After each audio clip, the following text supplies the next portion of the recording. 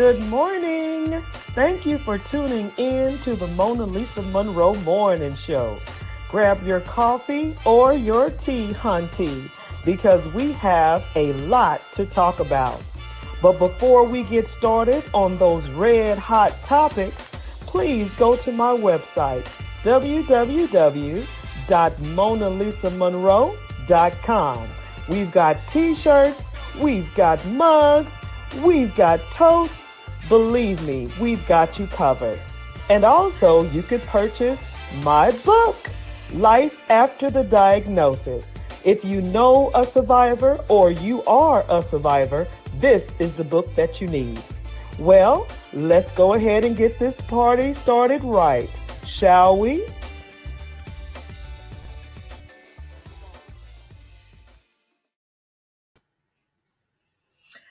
Woo! Good morning. Good morning. Good morning. Good morning. Welcome to the Mona Lisa Monroe Morning Show, honey. And like the commercial says, grab your coffee and your tea, hunty, because today we have a lot to talk about. But before we get all started and, feeling all good and all that good stuff, how about you go to my website? What's my website? No problem. www.monalisamonroe.com. There we go. Purchase the cups, the t-shirts, all that good stuff. Whatever you would like is on the website. Even my book, Life After the Diagnosis. All of that good stuff on the website, www.monalisamonroe.com. Now, to the good stuff. I want to hear from you. Yes, we are going to be talking about the red hots this morning. Exactly. What are the red hots, Mona Lisa? Well, I'm going to tell you right now. I've been sitting on this and I've been sitting on this.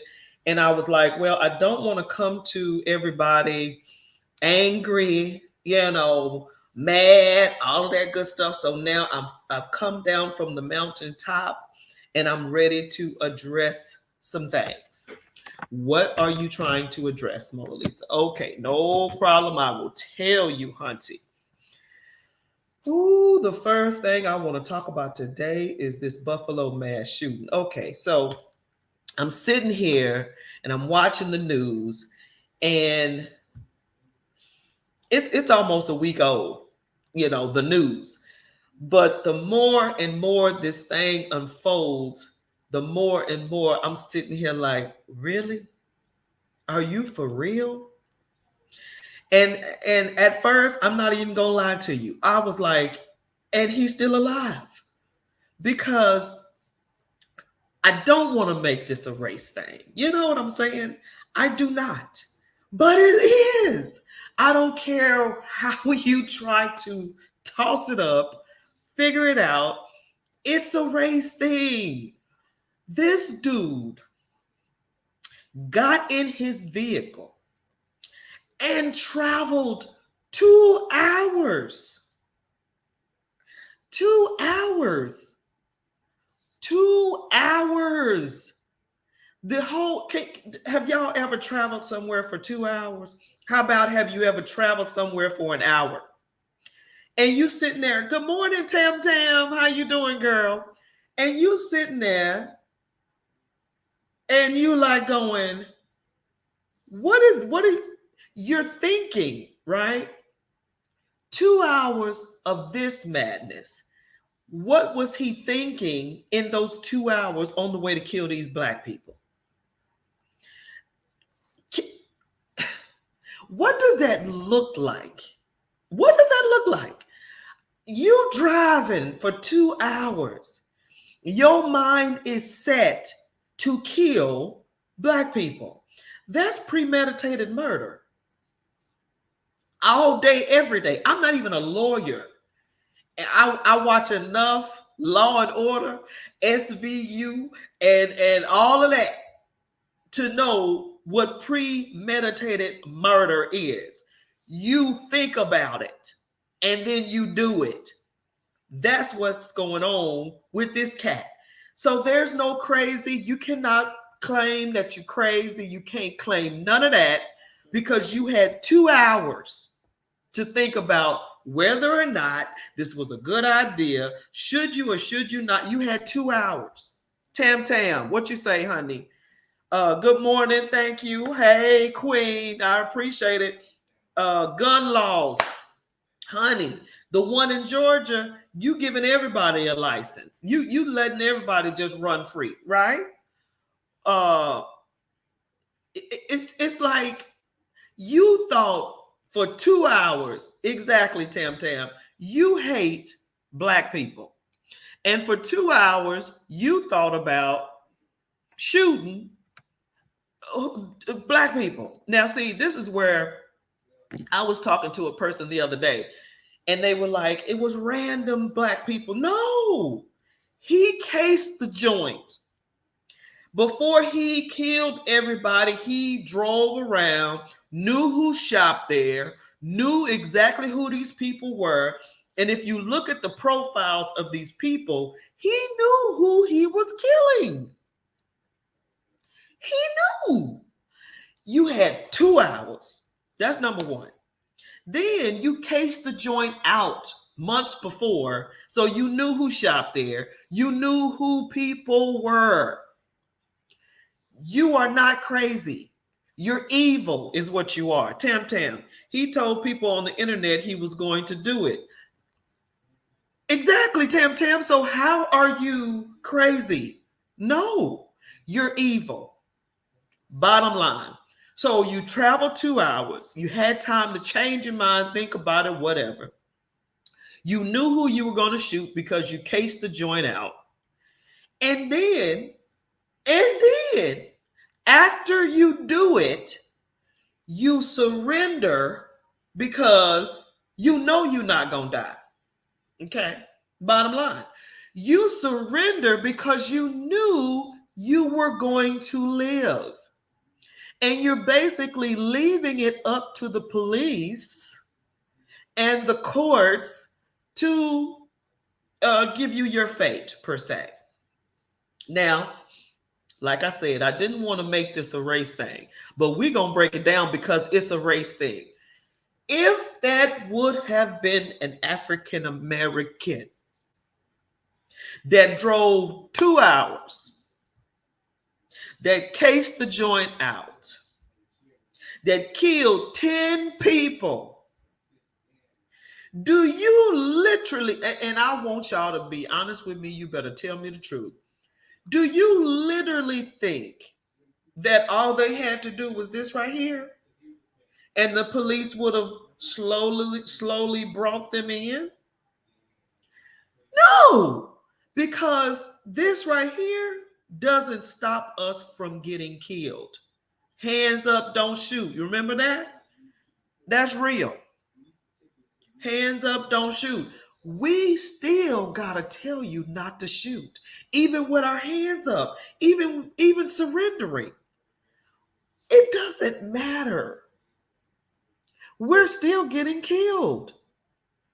And I was talking to this person and I was like, we could have our hands up, still get shot. We can have our hands on the steering wheel, still get shot. We could be jogging, still get shot. We could be sleeping, still get shot. We could be barbecuing, still get shot. And you mean to tell me this person shot 10 people and this is all he got to do? And he lives. What y'all think about that? What y'all think about that? I really want to hear from you. I don't care where. You're talking to me on YouTube, you're talking to me on Facebook, LinkedIn, Instagram, wherever you plug it in at. I want to know because Mona Lisa, this is not a black and white. Yes, this time it's a black and white thing. It is. It is. I'm so sorry. I don't even know what else to tell you. And I labeled this, it's just time to tell the truth. And the other day, I was told that they asked Kamala Harris, is America racist? And she said no. Okay. How do I say this? America is racist. It's some people, excuse me, in America that's not. But there's systems in America that is set in place for the failure of people of color. I don't know what else to tell you. It's set up. We have, oh, Tam Tam, we have got to call a spade all the time. I mean, this is just, 2020, okay? Let's just be real. 2020 showed you a lot, okay? 2021 showed you a lot. I mean, life, we see it on the daily, but as far as America and the world goes, okay, you saw the treatment of Black people, whether you're from America or not. You saw the treatment. You saw a man get killed on video, okay? You saw how he was treated, regardless on whether he was an addict or marijuana criminal. I don't care. You saw how the treatment was of George Floyd, and you see the treatment of this particular person. George Floyd, $20 bill. This person, 10 people dead. Do you see the difference on how police handle us? Do you see the difference? Let me calm down. George Floyd, fake $20 bill, he's dead. This particular person kills 10 people, and you see the treatment of him. Now, you would have to be, I don't know, you would have to be blind to not understand and see. And a good friend of mine, Bonnie, she's a white girl. She helped me tremendously. You know what she told me? She said, Mona Lisa, Black people cannot get white people to understand because we just can't. She said, white people have to care. That's the difference. She blessed my soul with that, because how many times have we said, you don't understand, you got to understand, you got to understand, you don't understand? How many times have we said that with no prevail? But when she said, we will never understand, we just have to care. That's all I needed to know. Tam Tam, Kathy Brown Grant.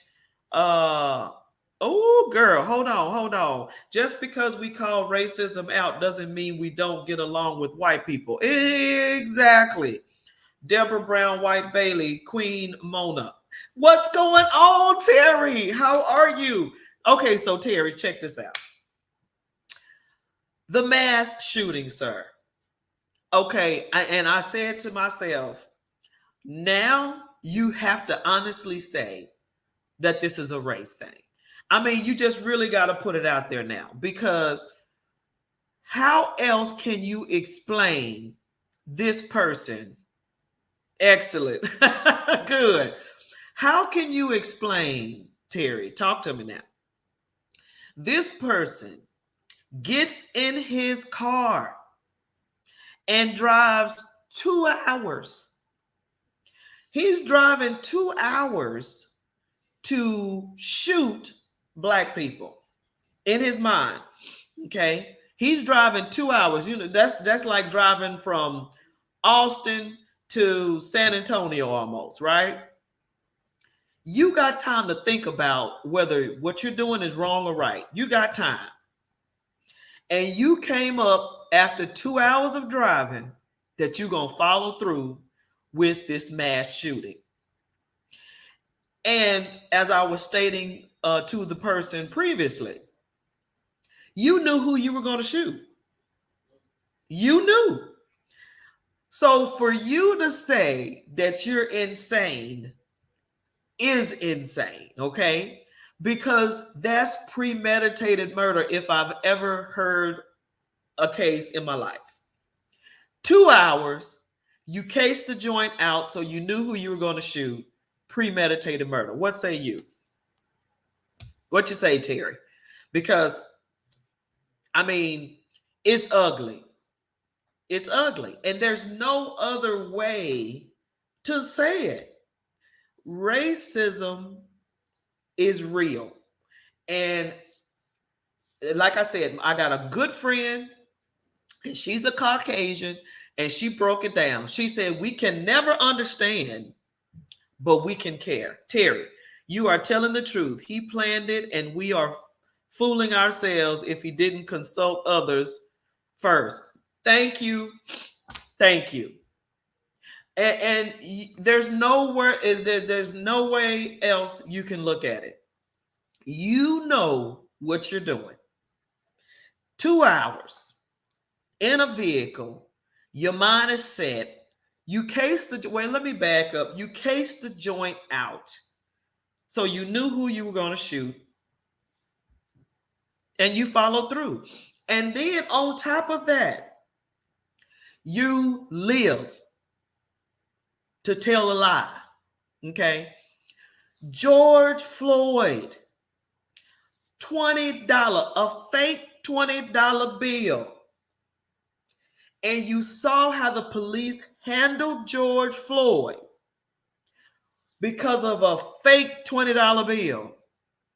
And then he kills 10 people. And you see how he was treated by the police. How do you explain that? Except the fact that the system, unfortunately, is not set up to be fair. Okay? It's not set up to be fair because he did not get shot. He did not get choked. He did not get tased. He didn't get any of that. And he lived to tell the story. And write this down on 5/19/22. Mona Lisa is stating to you that he will have a movie, either a movie or a TV show for sure. You don't believe me? The boy that shot those 9 people at that church had a whole documentary about it. Now, I should have said a little bit about the critical race theory versus this replacement theory, which is crazy, cuckoo for Cocoa Puffs. Let me read here. Terry, you are telling the truth. He planned it, and we are fooling. Okay, yeah, I read that part. Terry, and the consulting others first is the key. Whenever these things happen, folks put on the, oh, wow, there's still racism. When we all know that these things don't happen in a box, we will never hear from his comrades, but he was encouraged and supported. You better believe that. You better believe that. It was said that this replacement theory, okay, this replacement theory mess, it's online. And they're saying that they're the critical race theory, the replacement theory. You know, you really got to be careful about what is all being said at this point and what all is being done and who all is galvanizing to do the craziness, right? This man from Buffalo, I don't know if he was a pastor, a deacon, I don't know, but he broke it down. He said, now we are law-abiding citizens. We don't do anything to anybody.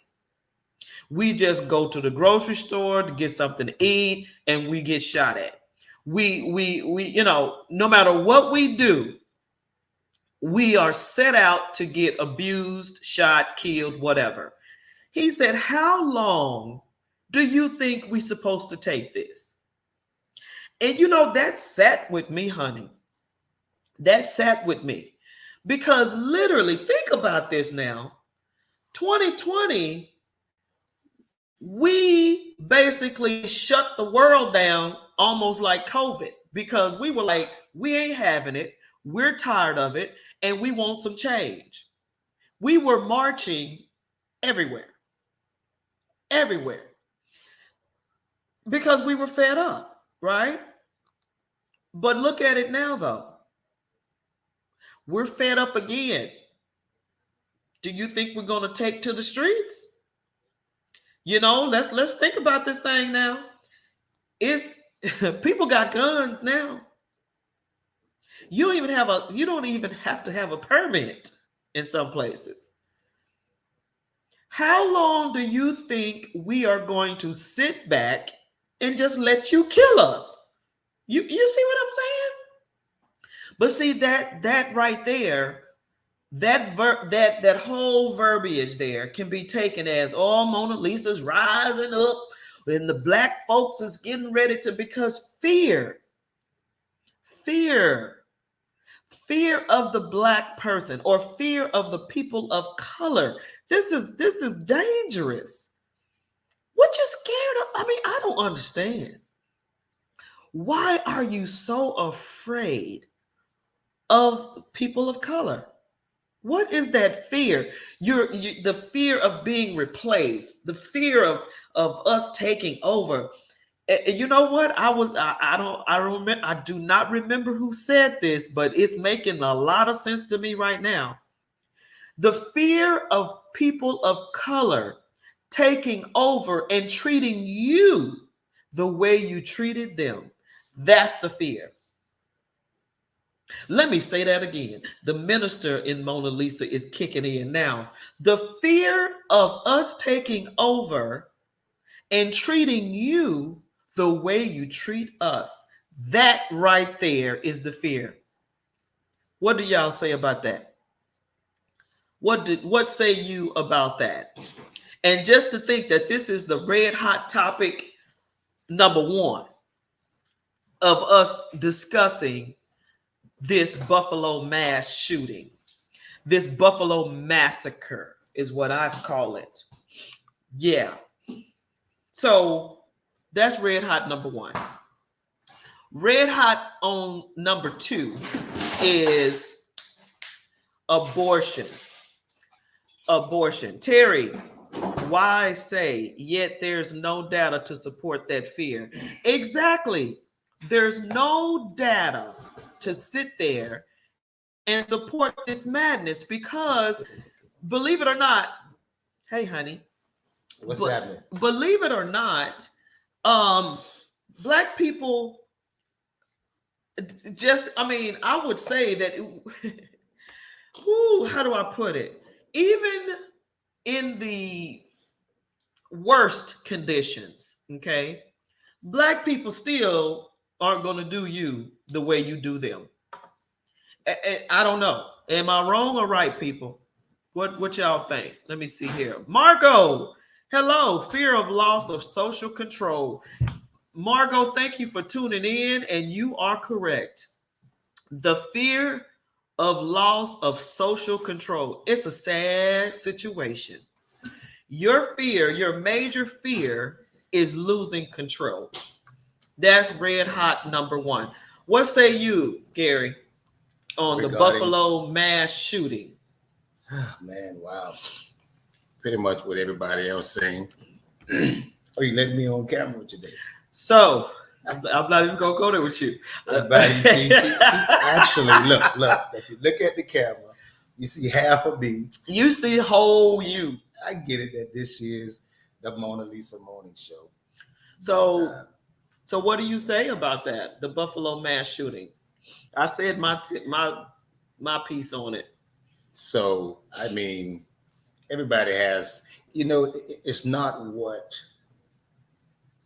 you have to say about it. Is what. Bye, Terry. Thank you. How does it make you feel? That's the question that when you talk about the big picture, since you cannot make a person think the way you think about a particular thing. So, but everybody has a feeling or an emotional reaction Mm-hmm. about a particular thing or everything. Mm-hmm. Whether you're calm, cool, or collect, you have an emotion about a particular accident, incident, situation, or in this case, a massacre, right? So it sometimes people say, well, why are you angry? It can anger you, it frustrates you. That Mm-hmm. here in 2022, that and it somewhat has been the case um, in the black community that nowhere is safe for you. Right. I was saying I that mean, earlier. we've long experienced that and established that when you're bombed in a church, history has shown that, which has always been in the black community. I mean, the most sacred place, Right. a Right. place of an escape Mm-hmm. from all the plots and ploys of the devil, of all the wiles of our oppressors. That has been that place of escape, Mm-hmm. whether real or fabricated. So the reality of it is, and for many, we've always experienced that. Wow, where's a safe place? Not only where's a safe place, but and this is on another issue. In most cases, we have not viewed the law enforcement Mm-hmm. as one who is there to protect and serve me. Right. So when I see law enforcement just pull up, Right. you know, um, It's it's a thing you of fear. tighten up And I think I shared this with some kind of you. way. I think I shared this with you, and maybe this can help as it relates to this massacre and how people feel about racism and the fear of the men in blue is real amongst black men. I mean, you have that conversation that from a kid you're taught your number one goal when you leave out this house is to return That's you know what? by any means necessary. And We're the only so ones that have that conversation. so to that, I grew up with a sense of fear when I saw blue lights. Uh-huh. I grew up with a sense of fear with when I saw blue lights, even when I wasn't doing anything wrong. Right. You see, Right. and I'm driving down the road, the street, and all of a sudden, blue lights come up behind me. There's a sense of fear. Do you remember? Let me share this Oh, real okay. quickly. And so, teenager, young adult, a grown man, a Mm-hmm. sense of fear. And when I got over that fear, and I was sharing this with you, that it's when and subsequent to me giving my life to Christ. Mm-hmm. And it's when I gave my life to Christ, as well as knowledge and Mm-hmm. being enlightened, just reading and studying, and then being confident in who I am. And then it became a matter of what do I have to be afraid of? Right. My life is secure in God and in Christ, and so on and so forth. So it wasn't until I was an adult that I overcame that fear. Now, as I relate that to, you say, this massacre, the only way we're going to get ever out of racism, there has to be a move upon your heart and a change in your heart. That's black, white, green, yellow, whomever. And so we can't change racism by trying to make people think Mm-hmm. on what you think, Right. but to give reason to what you're feeling. Martin Luther King said that. He So wanted to change people's hearts because their minds is basically connected. I mean, that's Mhm. biblical too. Out of the heart, the mouth speaks. So when you see injustice, how does that make you feel? We saw someone the other day, and I know you said you wanted me back on the show. There was some injustices taking place in Garden City as it related directly to me. mm-hmm. And someone who was in the meeting actually stopped me. And basically, what they stated was that wasn't right based on how it made them feel They or have felt. to fit. That's right. You see, and this That's this right. this wasn't a black person. This was a white individual, and they said, "Wow, it made me feel this way to see this happen." You remember I told you Bonnie set me free on that. Bonnie's a white girl. She's my ace. And Bonnie said, "You cannot tell us to understand because Mhm. we never will understand." She said, "But we can care." And that set me free. I ain't lying to you. Hey Mac, how you doing? Terry, I will come back and listen to the recording. Okay, cool. Thank you for tuning in. I appreciate it. But that's the key. We can't get people that are non-color, okay? Other non-color, you white, you what, whatever. If you're not of color, we can't get you to understand our walk. We can't get you to understand the fear and the terror in some places, what we feel and go through because you don't know nothing about it. But you have to care about how we feel. Right. Okay, so that's red hot number one. Red hot number two is abortion. When is the baby considered in the pregnancy to be a person? Now, all right. A human being. Of being a human being. Okay, so I'm a person of faith. My husband's a man of God. So we're going to feel some type of way about abortion, bottom line, right? But I also say this. You can do what you want to do. That's your business. I personally think soon as the sperm hits the egg and connects, conception, there is a person being born. There is a being born. Because God got some dirt and formed Adam. It's as simple as that. A person is being formed with the conception of the man and the woman. Boom, a person, a spirit, a being. That's what I think. Oh wow, she threw the ball in my court.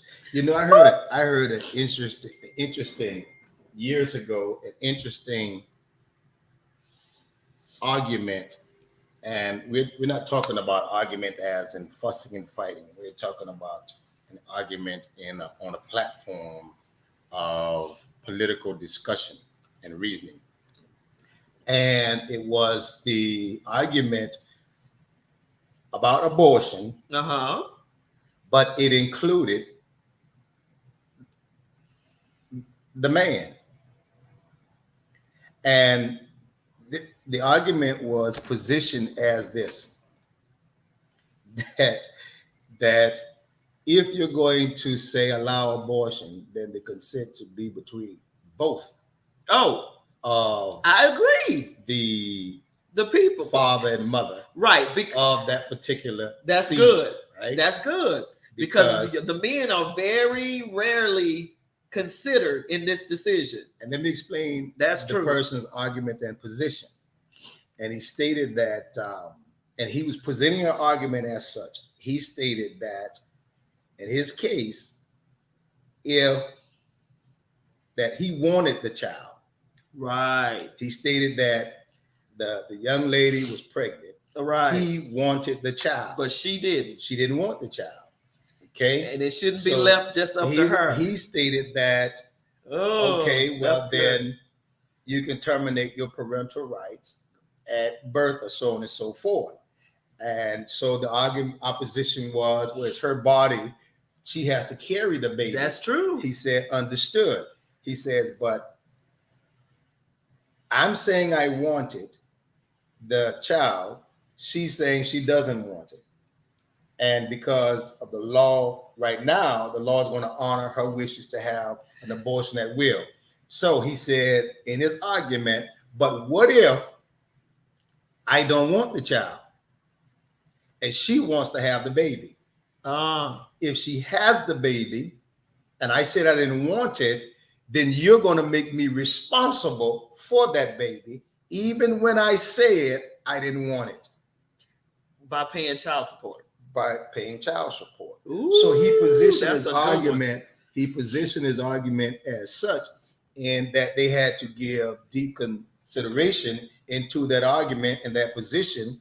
That Who won? maybe we both need to look at this in Mm. this particular case. But this was one that he said he had was using this in his argument on the topic as it related to a personal experience of his, Mm.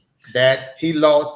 He never had, he didn't have a child at that time due to the fact that the woman did not want the child, Mhm. and he wanted it. You know, he could probably take that to the Supreme Court, because that's a legitimate argument or debate, because the woman has the full-blown responsibility, accountability, or whatever to carry a baby if she wants it, right? And the man is not considered in that thought process because the woman is carrying the baby.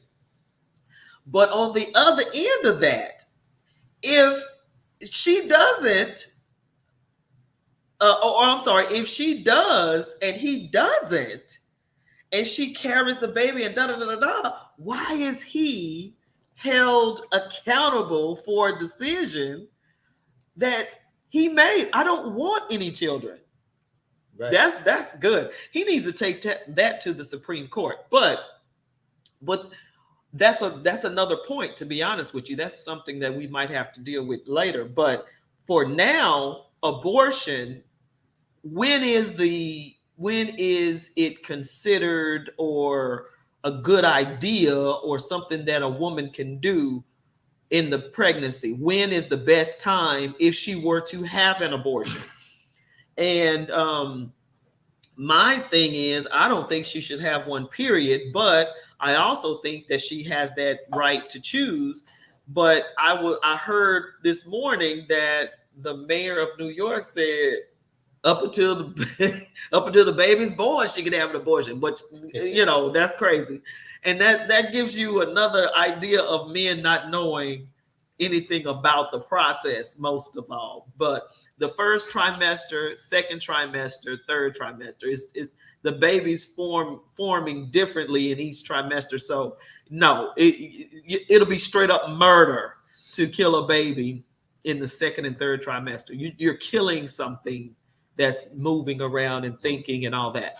But in the earlier stages, when it's just an embryo, is what they're saying. It's not even a person. It's not even. It doesn't even have a this, and it doesn't even have a that. And I'm like, for me, as soon as that sperm hits.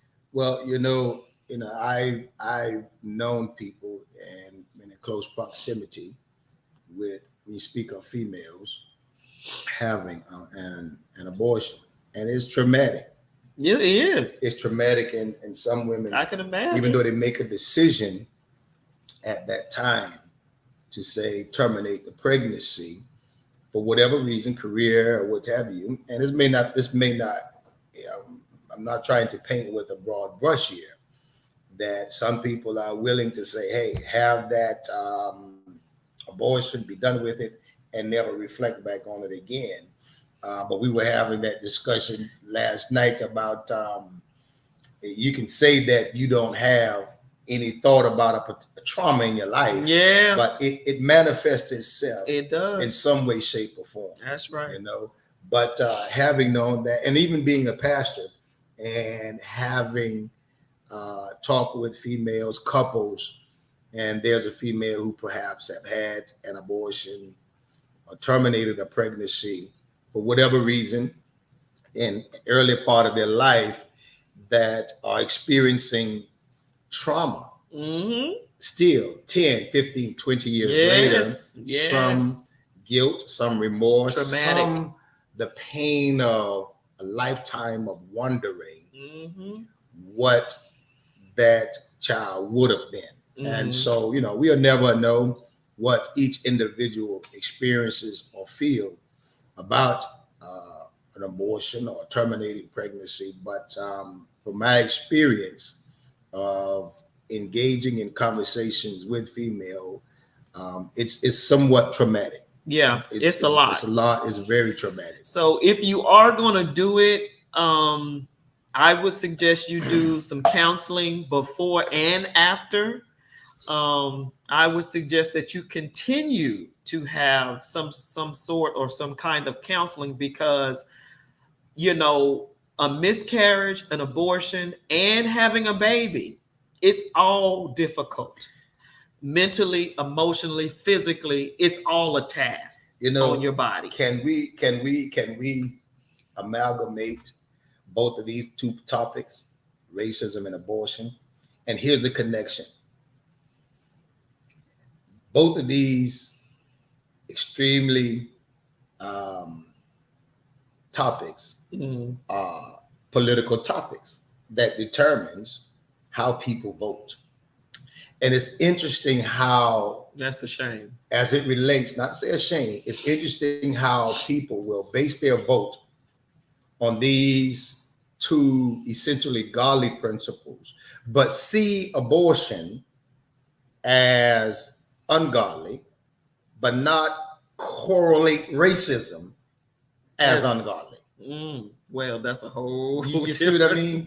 Okay, so they'll say, well, how can you vote for this person when they are for abortion? But yet, at the same how time, can you vote for this how person? can you vote for this person here when they're a racist? When this person is what, a racist, misogynist, and all the other issues and things out there, abuse of women and things of that nature. All of these things that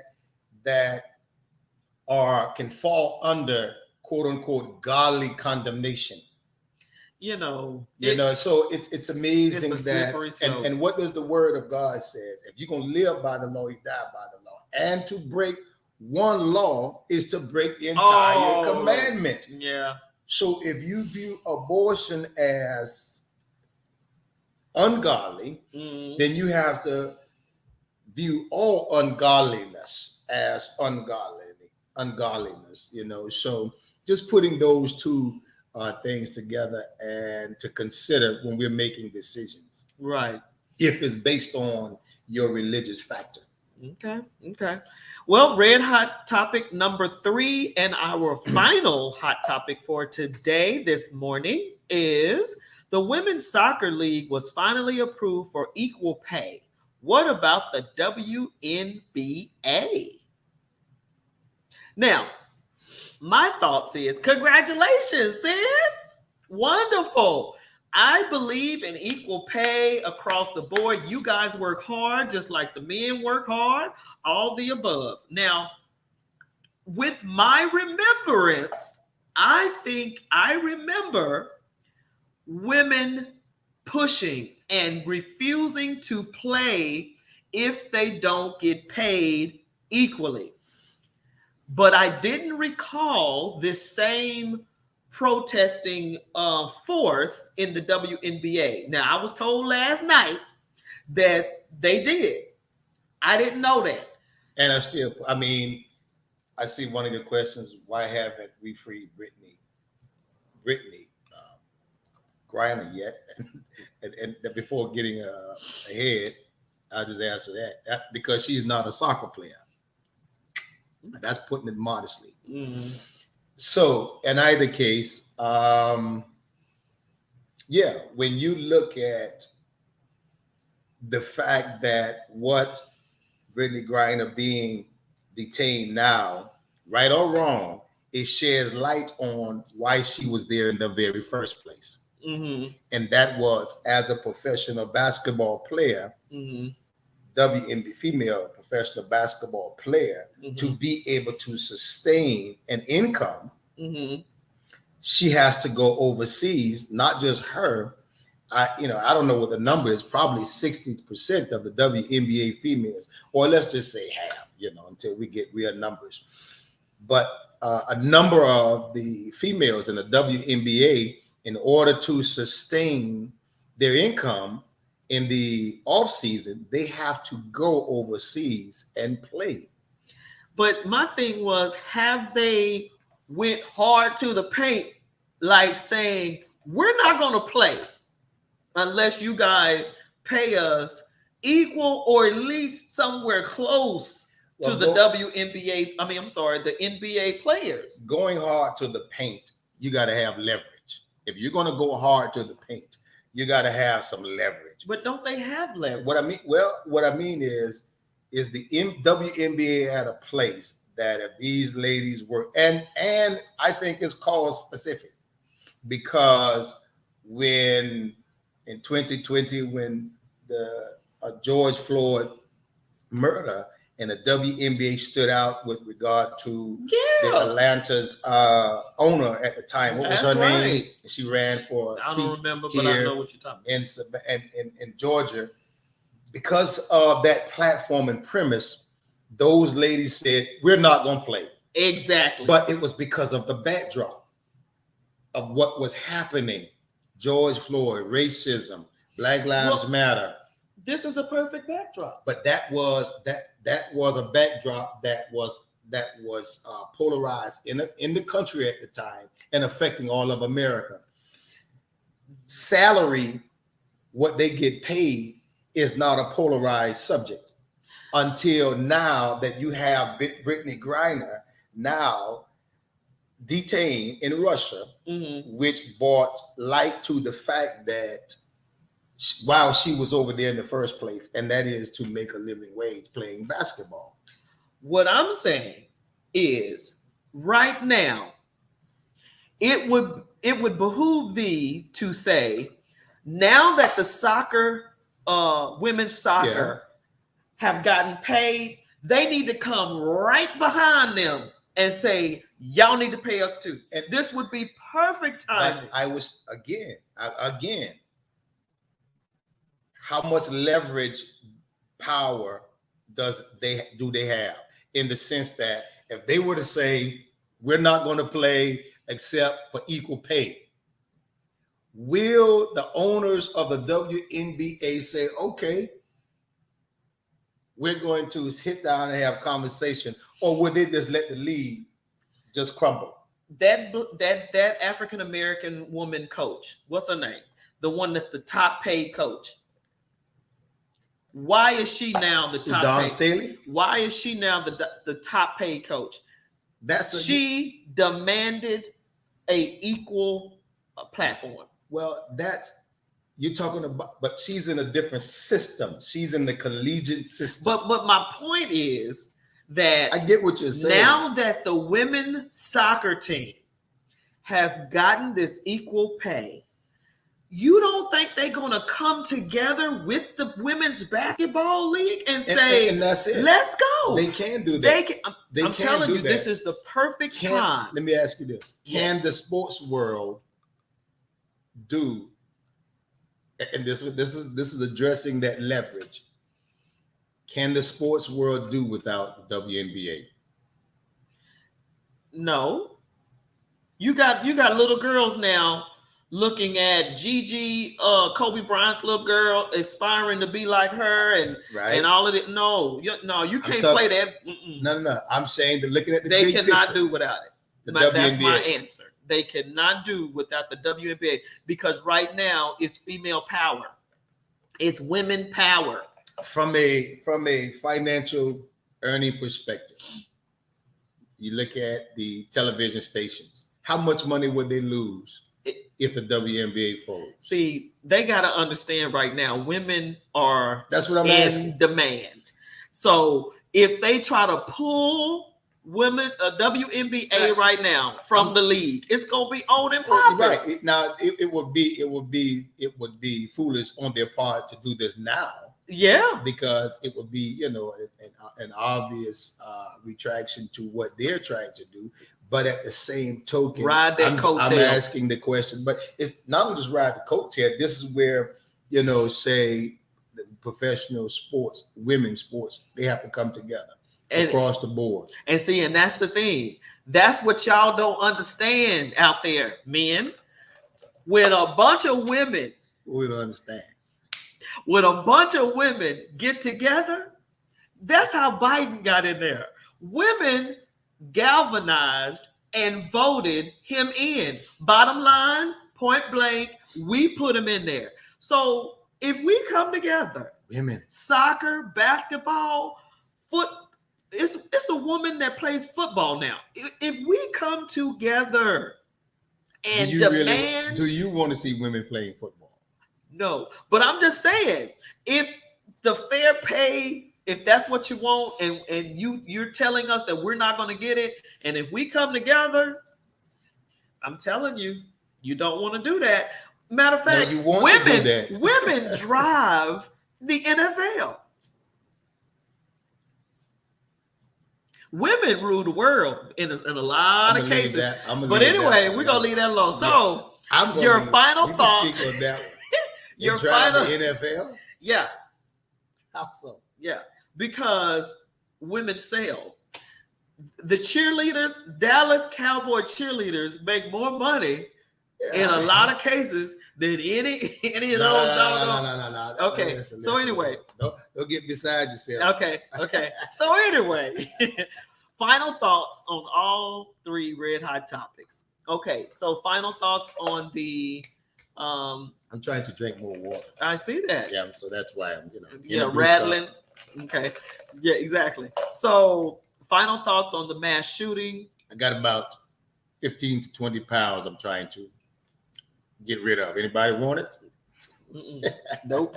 Okay, so final thoughts on the mass shooting. Yes, it was racist. Final thoughts on the abortion. We don't agree with abortion, but we leave it up to you. Women's soccer. I say the WNBA need to trail right in behind them, and they come together and get equal pay for the WNBA.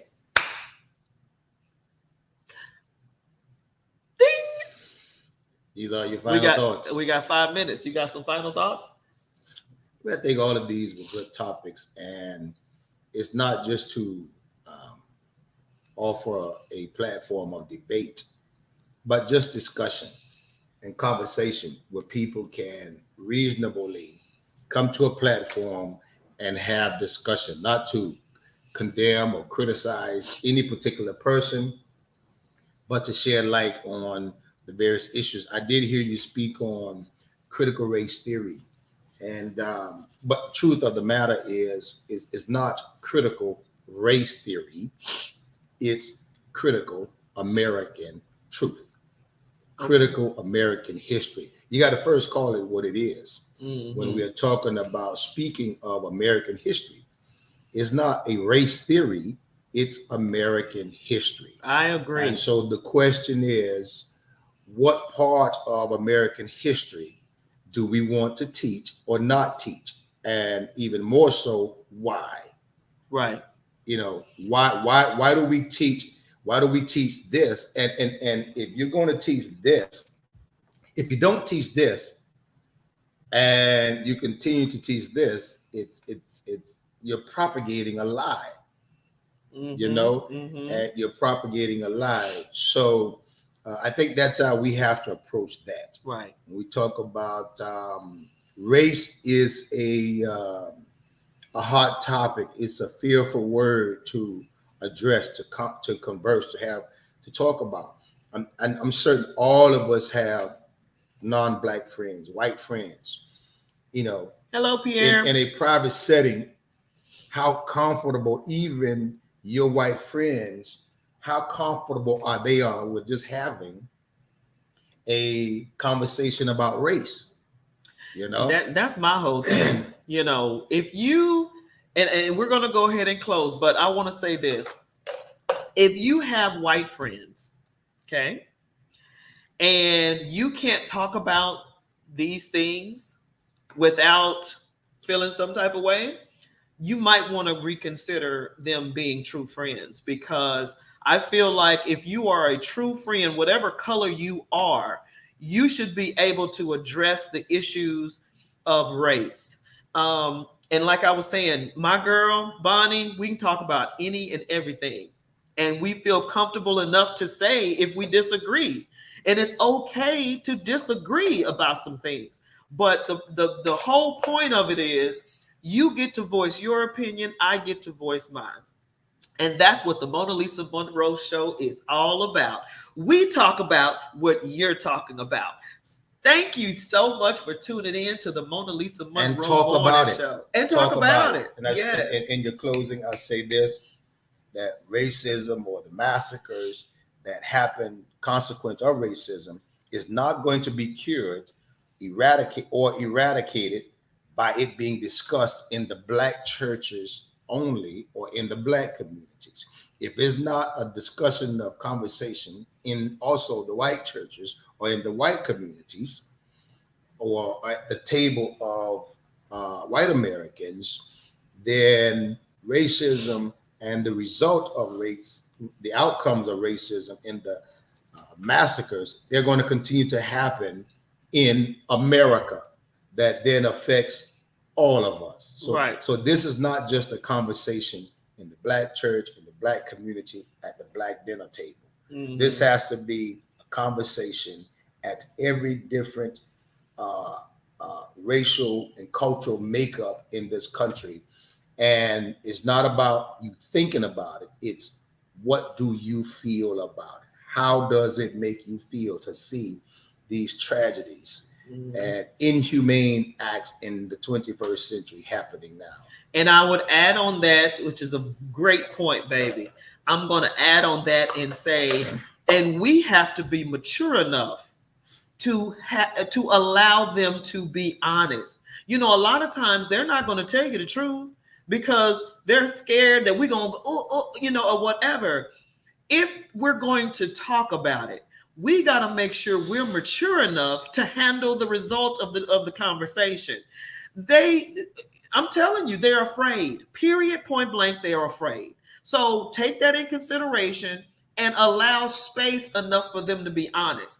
And if you have to preface that with, you know what, whatever you say, I'm not going to get upset. I'm not going to get offended. I just want you to be honest. You will be surprised on the truth that's going to unfold in that conversation.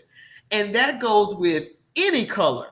We got to be mature in a lot of places where it might not be comfortable, but your capacity of maturity is going to depend on whether or not America is healed in this area. Because immaturity is can't nobody tell you nothing. You don't want to listen. You don't want to. You have to be able to listen to the other person. I didn't say agree. I said listen. All right. I know it. Hey, it might be tight, but it's right. Thank you for tuning in to the Mona Lisa Monroe Morning Show. Check us out tonight, 8 o'clock Central, 9 o'clock Eastern. We love you. Thank you. Bye-bye.